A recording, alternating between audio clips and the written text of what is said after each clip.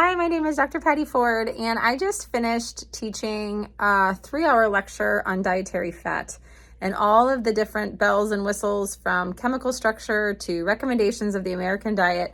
And it was just kind of fun for me to revisit what is the recommendation currently and what are all of the different bells and whistles, I guess, around it and the different opinions. And it can be really a debatable topic that just has strong opinions either way. So typically in the American Dietetic Association or the Commission of Dietitian Registration, the standard American recommendations to decrease your risk of heart disease is a diet that's 20 to 35% fat, which is on a 2,000 calorie a day diet, like 50 to 70 grams of fat with 10% or less coming from saturated.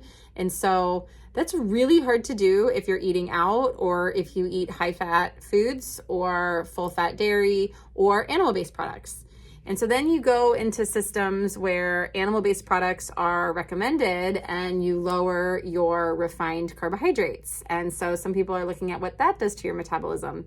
And the research will say long-term, most weight management efforts are best supported by lower fat dietary intakes, being the 40 to 70 grams of fat, mostly coming from plant-based or unsaturated monos and polys.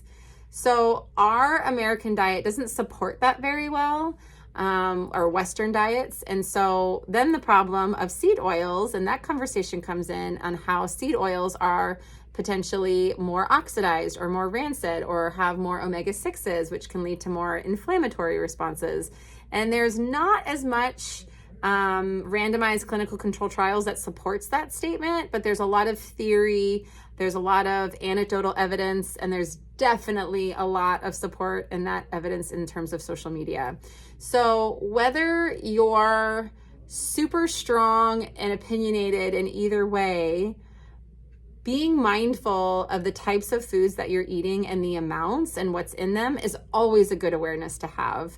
Now, it can be an hyper awareness where that can create inflammation and stress and different things. And so plant-based foods typically can carry a lot of antioxidants, which can maybe help with the oxidation if you are having seed oils, but not all the time. And it also contains lots of fiber, which fiber has a mechanism to reduce cholesterol, potentially the LDL, if you still believe in that scientific mechanism, or it can help to your detox system with regular bowel movements. So if you naturally reduce your fat intake, fiber usually goes up because you want to feel full from something, and fiber can help with the fullness, not necessarily your caloric load, but it was just really fun kind of talking about different things, and students were doing their typical diet and then replacing the saturated with unsaturated, and what does that look like, but how does it still taste good, and where can I get this, and would I be able to do this in my life? And it sometimes can be really hard to change what you eat because it changes everything else in your life. It changes how you shop, it changes how you prep, and it changes how you prepare your food. Small little steps: add chia seeds and flax seeds to cereals, and maybe switch out sometimes fresh salad dressings, make them homemade with olive oil, add vinegar, then maybe more oil, or when you're cooking, use maybe non-fat cooking sprays or avocado or butter. And just little things can help over time.